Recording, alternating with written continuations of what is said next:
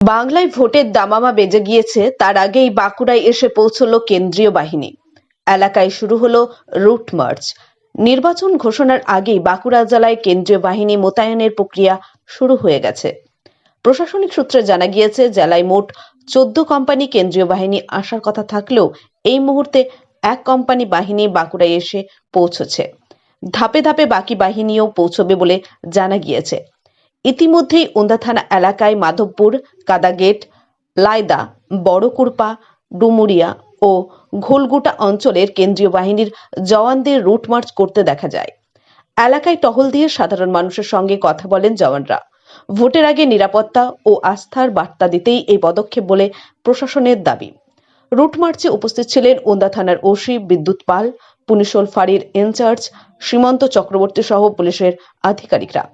প্রশাসনের পক্ষ থেকে জানানো হয়েছে, স্পর্শকাতর এলাকাগুলিতে নজরদারি আরও বাড়ানো হবে এবং নির্বাচন প্রক্রিয়া সুষ্ঠু ও শান্তিপূর্ণ রাখতে কেন্দ্রীয় বাহিনীর টহল অব্যাহত থাকবে।